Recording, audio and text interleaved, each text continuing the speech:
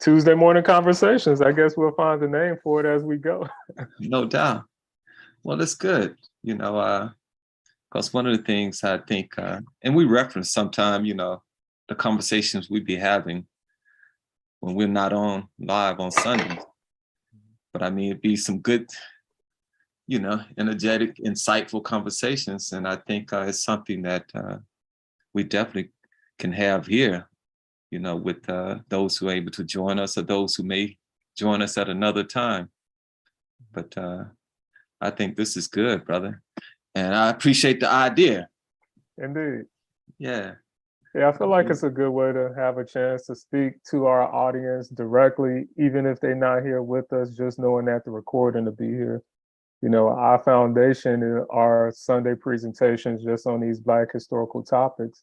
One of our favorite points of the Sunday evenings is often the conversation, but that usually pales in comparison to the amount of time we spend inside the presentation. So just having a chance just to talk, just to express thoughts, just something I think is important for us, but I think it's something important for our community too, just to be able to get a chance to see and hear that. No, I agree. And I think that's one of the reasons that, of course, we find where, as you said, we have the historical presentations, but I find a greater connection sometimes with the conversation and the information that people share with us in the dialogue. And I've noticed where, people stay with us, sometimes where you would have a presentation immediately afterwards, people, depart and go on, get into other things. But I've noticed actually a lot more recently that people seem to really stay with us. And it just, I think, really echoes what we're saying about the importance of just having community conversations. Idea of just coming together to share, some thoughts, some ideas, because ultimately, that's how you build family community, is that you sit down and share ideas and experiences with each other. Absolutely. Yeah. Well, I know before we got on, we was talking. Of course, this format is going to grow, family, as we we build on it. But we have to start somewhere, and just to kind of put an idea out there, and let's, I guess, kind of build around it and maybe take it wherever it goes. But the idea is normally on Sundays when we have the family community come on with us, we have a national audience, and sometimes we have an international audience. And of course, we ask people where you're coming from, where you reside, and they put in the chat, the city or the town or the state where they're coming from. Now, this is not representative of necessarily their home, but, in our conversation, I was asking you about the idea of what would you consider home? If someone said, well, Logic, where's your home? And it's going somewhere, but the idea is that where do we see as our home? And I share with you, if I was going to say, well, my home, and the home is Spartanburg, South Carolina, it would be because that's the place I have the greatest memory of. It's the place where I have the greater connection, to family and community growing up. It's the places where some of the first things took place in life there, going to school, meeting new friends, of course, being at home, having to share special holidays with family and friends. But it's just so many memories are there. And many times I think that is where I connect with being home, where I find and I see as home. So I was asking you the question, and you were sharing, of course, you would see home as Gary, Indiana. So, just if you can just maybe share some thoughts about what do you think of when you think of home? Indeed. When I think of Gary, Indiana as my home, one, because it's the place that helped shape and mold a lot of my views on life. Also a place that gave me a lot of the character that I still keep today. And once again, like you just said, it holds a lot of memories for me, upbringing. it's the only place that I've always felt like belonged to me, I guess. Everywhere else, I've just always felt like a visitor for a specific time. I spent quite a bit of time in Wisconsin. I've spent quite a bit of time here in San Antonio in Texas. But I'm always reminded by people that were born here or there that, you know, it's their home, I guess, to say it to some speak. Yeah. So that's how I view it. But ultimately, home is where the heart is. You know, I think about that phrase often because that's where my heart was and is to a certain degree. I feel strongly about the community in Gary, Indiana. It was a Black Mecca, a chocolate city to some respect. You know, one of the first metropolitan areas with a large Black population. Also because, once again, my view of myself and just life, a lot of that was born and bred there. So yeah. Yeah. You know, and I would ask, you know, for those who are with us and those who may see this later on, where they would consider home, because what I feel and think, brother, is that home is definitely not just a physical location. It's not just a space, but it's what happens within that space. The people that live within that space with you and the things that you experience. You know, and I think I shared with you, brother, recently. I went to South Carolina and we had an ancestors tribute, and we cleaned off a grave site in the place we call Cross Anchor. And on the tombstone of my great-grandfather, it said his last words were, "I want to go home," which I just thought was very interesting, was very powerful to read that, because I had not read it and really reflected on it. But now he was born in 1865, transitioned, I think, 1917. But the idea is that his last words, "I want to go home." And it just made me reflect on, what did he mean? What was he talking about? Where was he at that moment when he said, "I want to go home"? You know, so could be a lot of things behind that. But I think if we have that conversation and someone said, "I want to go home," then where's home? And it made me also kind of, I guess, reflect on a history, because as a people, particularly people of African descent, we know the history where we were taken out of Africa, brought here, and have gone through in some ways, a horrific experience. And of course, in the midst of that, we've had some laughs, some smiles, some joy, for sure. But it's been a real struggle here. And sometimes I know as a people, we want America to be home, but we don't necessarily feel at home. We don't feel welcome, appreciated, acknowledged, recognized as part of this country. And of course, when you think of that, how do you see when people struggle with that identity of where's home? Is this home for us? Indeed. That's a really good question. In all honesty, when we was preparing for this earlier today, I was flipping through the Black Book that I know you're familiar with. And one thing I came across was a newspaper article from the New York Caucasian. And that was the name of the newspaper, the New York Caucasian. And they basically were saying in this paper that they wanted to preserve the Caucasian identity and America as a Caucasian nation, because that's what it was born and bred for, in their own words. And I'm paraphrasing here. But that's something to be said. And when you just said that, America was not built with the idea that we as people of African descent, melanized people, would be considered part of the fabric of.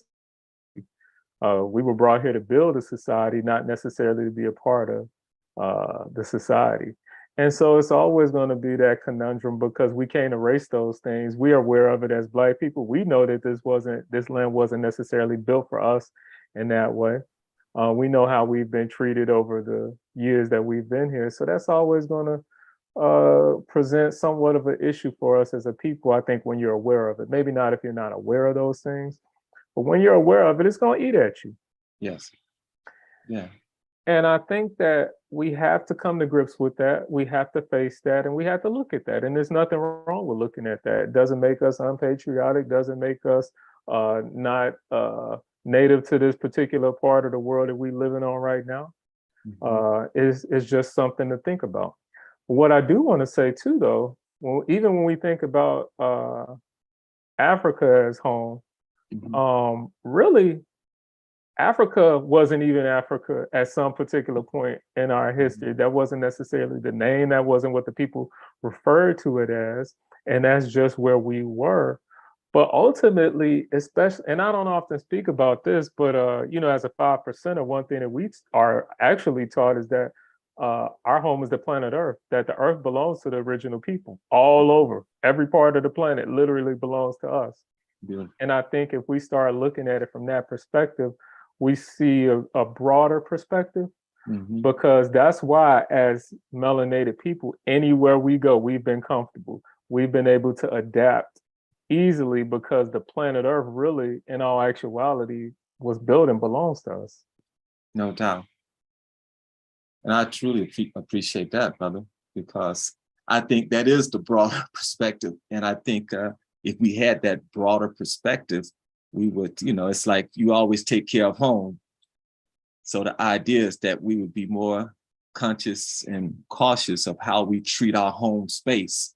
And, of course, that goes into a whole nother thing of dealing with, how the earth is changing to heal itself. But it's due to the fact that sometimes we don't take care of home, But it's also something else you said there that I think is, it brought up a thought, an idea. And that is when you mentioned the fact of Africa, and of course, it has various names.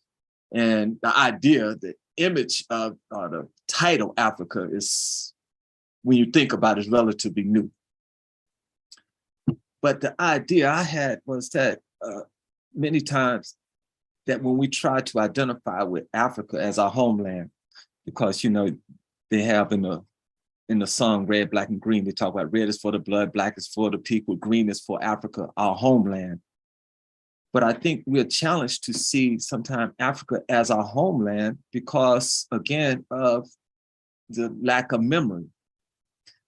And sometimes the misconstrued memory of Africa, because some people have misplaced, intentionally has spoken unkindly of Africa.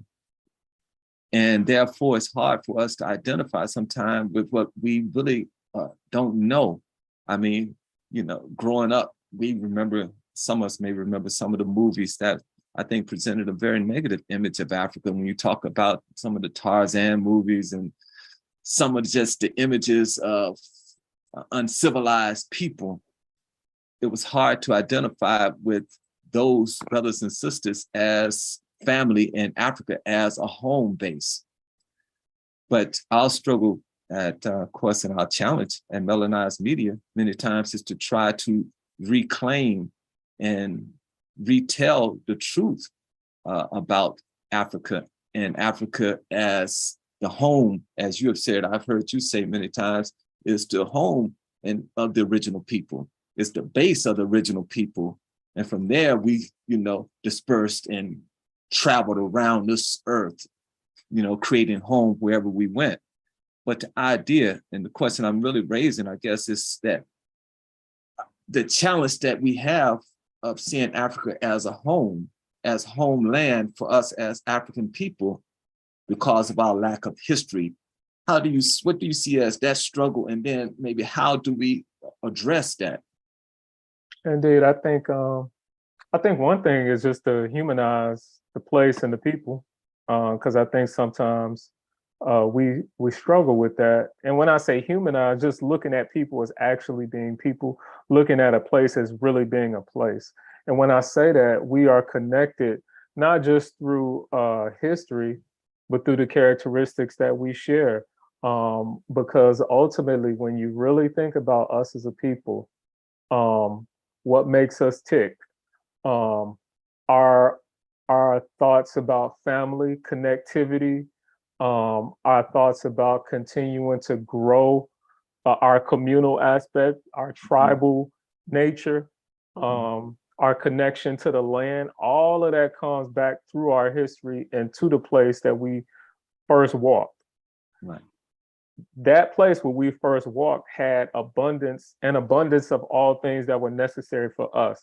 That's why if you really study not just the people, but the continent itself, the greatest amount of natural resources, the differences in climate, all of that exists on the continent. And if we understand and accept that, we start realizing that we are forever connected to it because, once again, just going back through history, everybody, the first human remains are found in Africa. And so when we look, especially in Ethiopia, that eastern region, we start realizing the plush conditions that was meant for human beings, all of that existed there. And if we start to embrace that and understand it better, once again, just even the geography, Right. I was speaking with my children, just explaining to them, if life originated in warm climates, you realize it was necessary to have dark skin. That's just a fact. If you live in a warm, plush climate, it's necessary to have coily hair that protrudes from the head that allows air to flow through it, to keep your head cool and to protect the head. And so when you start to understand us as a people, when you start to understand the conditions that we were birthed in or born in, you really start realizing this is the home of human beings.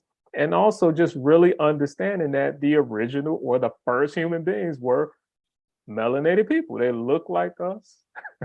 And I think sometimes we say these things, but we don't, once again, make that real human connection to the place and to the people. No, excellent point, brother. I think Sister April had her hand raised. All right. April, you're free to speak if you would still like to.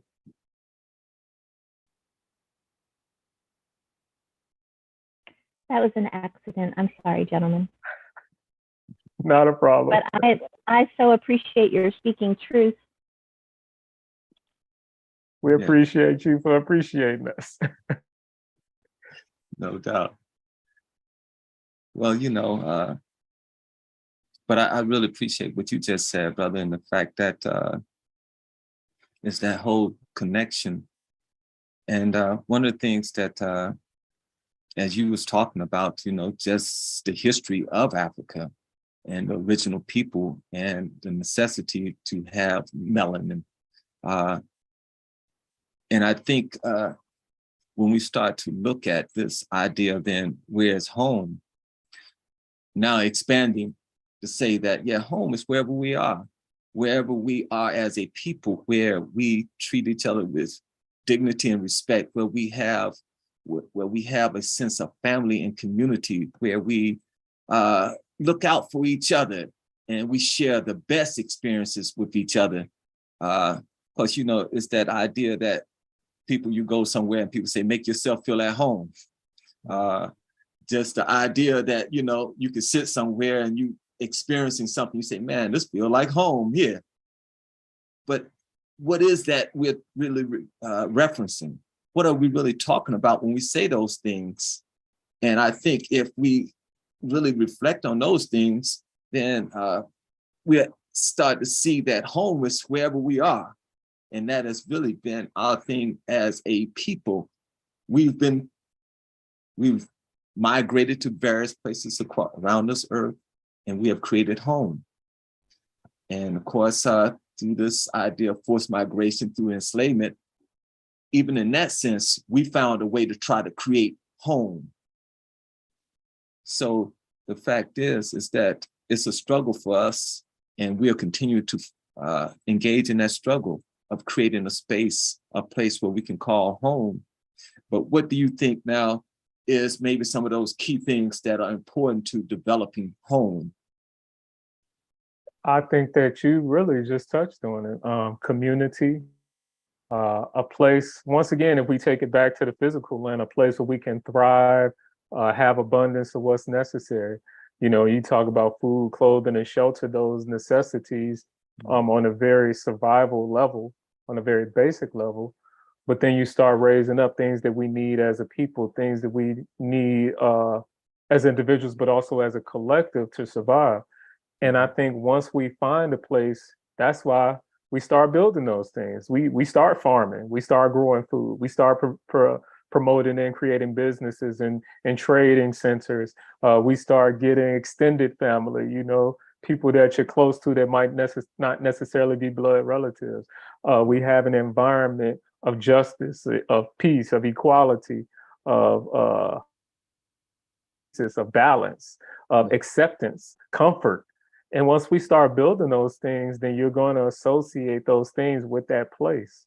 And that place is what holds those things that you hold dear, and then it becomes more home. So when you were talking about make yourself at home, I fully identify with that. And it really made me think about San Antonio, even though I wasn't born here. I'm very comfortable here.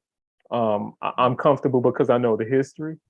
I'm comfortable because the people have accepted me.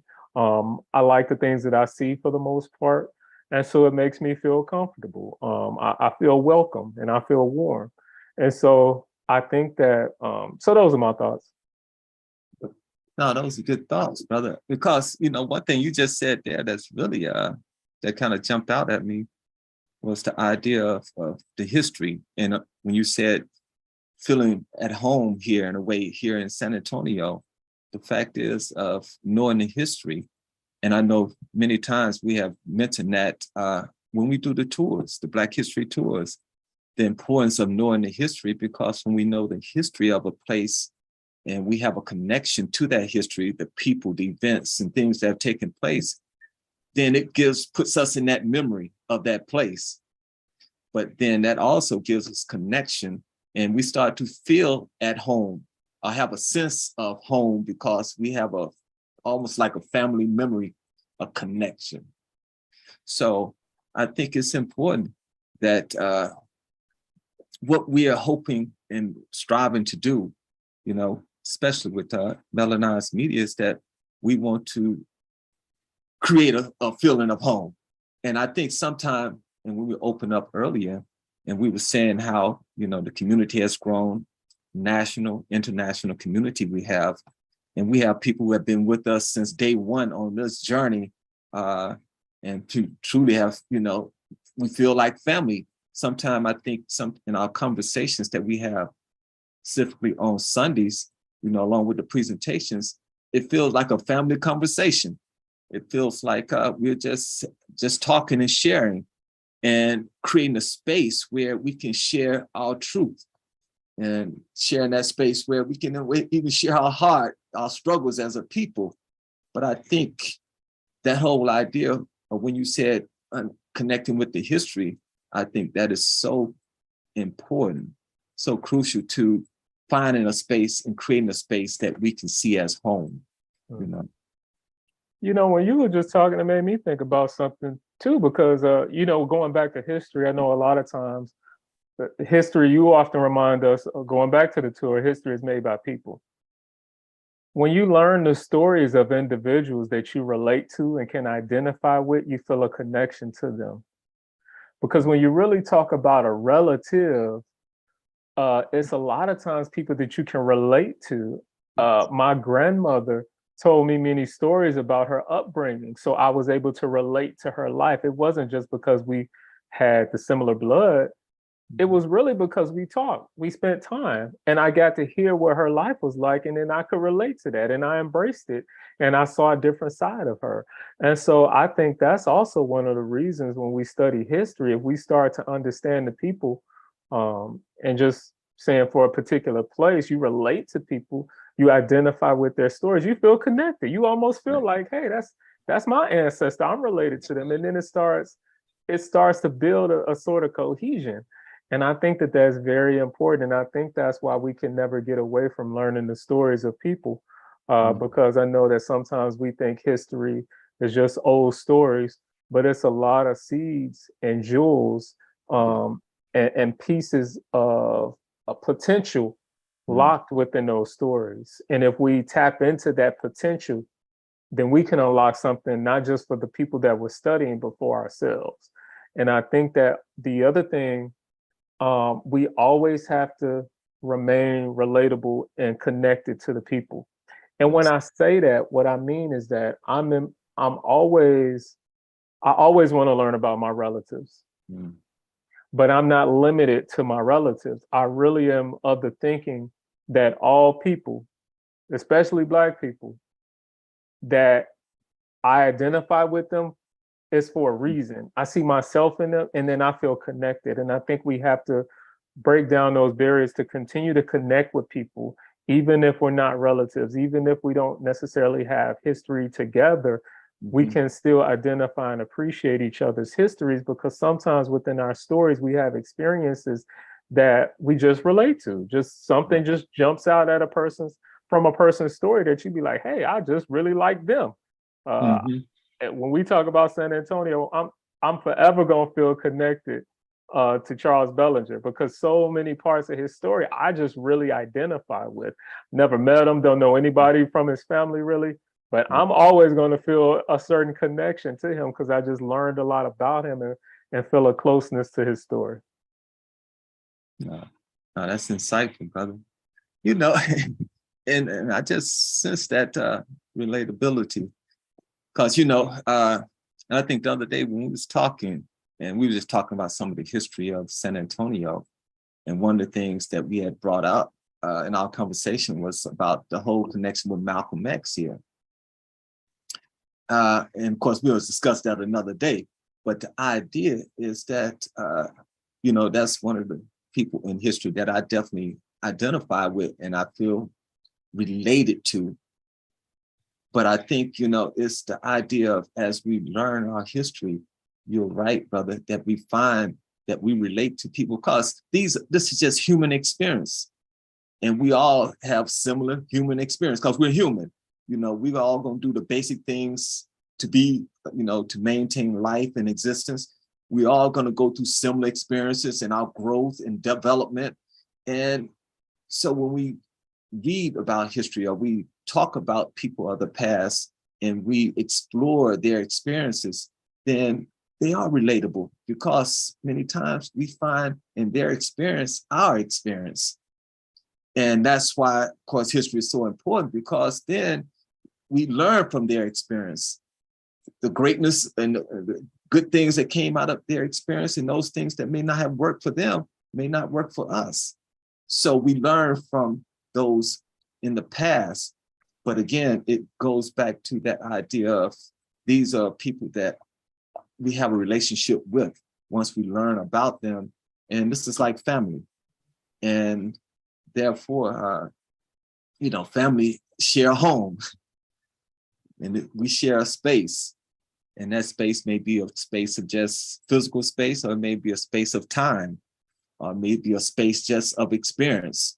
But the idea, we share something and we feel at home as we are exploring this history, and we feel at home when we're talking with each other. And like you, and the last thing I say, brother, is that I feel like you when it comes to particularly San Antonio, because of the opportunity we have had, especially when we sat down with many of the elders and scholars and leaders and interviewed them for the film, Walk on the River. I really appreciated just that time of sitting with them, listening to them, and reflecting as they shared that reflection of history here.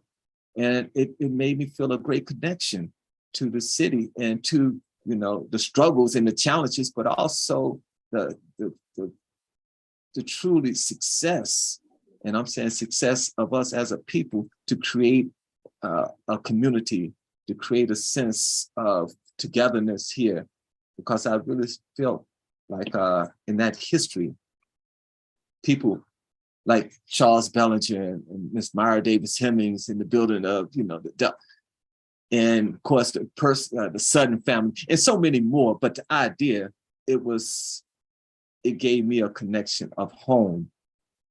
and I've shared this with you, is that I can go to Spartanburg, South Carolina, and find a very similar story about the experiences of us as a people in that city, and probably across many cities and towns, particularly in the South, particularly during the time of segregation, where we were kind of pushed and forced into a do for self-determination, creating a community, creating family, creating businesses, creating educational experiences and opportunity for young people.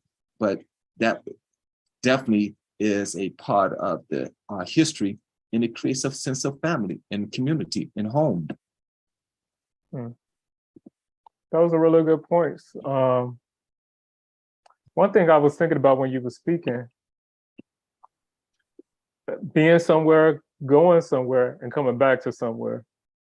And I think ultimately, sometimes when you step away from home, you have a better appreciation for home when you go back.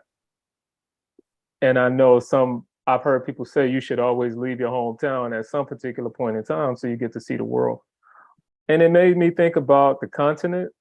It made me think about the South, because though we, as those of us who are here in North America, were taken from our homeland, I always think about the conversation we had with the ambassador and how she was basically telling us that the greatest potential help for the continent are the Black people here in America. And I always found that very interesting. So even though we were taken, our return, whether it be physically or mentally, will probably be the best benefit for the continent. Then it made me think about the South, because a lot of our grandparents, great-grandparents were product of the South, the southern part of the United States. I'll speak for my family. We migrated to the North during the Great Migration. My grandmother and her husband left Arkansas to move to Indiana because they heard it was jobs in Chicago and that Midwestern area. However, I have now returned to the South, and I'm finding greater value now that I've returned to the South. Honestly, I'm understanding a lot of things differently and better. And so I think that stepping away and coming back could also be a real benefit. So I just want to throw that out there too. No, good point, brother. Yeah. You know, of course, in the family, I'm gonna tell you, now, when we have these conversations, of course, and as you probably recognize, the fact is that we stimulate thought with each other. We share ideas and it stimulates thoughts, and then we share our thoughts, and then it expands and continues. And what we're hoping that with these conversations is that this is what will take place. We'll just, you know, have some thoughts, some ideas, centered, of course, always within our history and an understanding of our past, but also understanding where we are today and raising up some questions and ideas about where we stand. Because, you know, where we stand today, family, is ultimately based upon our history, but it should be guided where we stand as we move forward by that history, because we got to move forward and we have to build a space and a place, I think, that we can be at home, feel at home. And I just say, you know, the last thing with this, brother, is that I think when you spoke of the earth and seeing it as our home, I think we got to see the space, the place of this, you know, great and wonderful ball as our home, but also reducing that or bringing it down to the very, you know, basic of feeling at home with each other, wherever we are. Because, you know, again, home has been to me is a place where I found acceptance, where I found recognition, where I found love, where I found appreciation, where I found respect, where I found the truth of us as a people. So many times, you know, wherever we go, we can be at home if we feel good in the space, first and foremost, about ourselves as a people with the knowledge that we have, but also if we go somewhere that, you know, we explore and experience in other people, we can still feel at home, because many times, you know, that home is just a place where I think, what my brother said, it's where we relate to as a people, and the best of us as a people. I agree. And I think that's a good way to maybe cap it off. And so thank you all who were able to join us. This is something we're gonna test it at least for the next 4 weeks, these Tuesday conversations at 10 a.m. We'll reconsider after that if we want to stick with that time or change things up. But for now, for the next 4 weeks, we'll be doing this on Tuesdays at 10 a.m. Thank you for those who are able to join us. For those who may be watching the recording, feel free to subscribe to our YouTube channel. I'll also put the link later on in the description if you want to join our mailing list, so you'll get information and notifications when we come live. And with that being said, I just want to thank you all for joining us. You got any last words to take us out, Baba Aundar? No, brother, I mean, I just appreciate those who was able to join us live. Of course, I look forward to us coming together in the near future, family, on our Sundays and on these Tuesdays. And let's continue to build family and community and feel at home wherever we are. Absolutely. All right, so peace, family. Peace.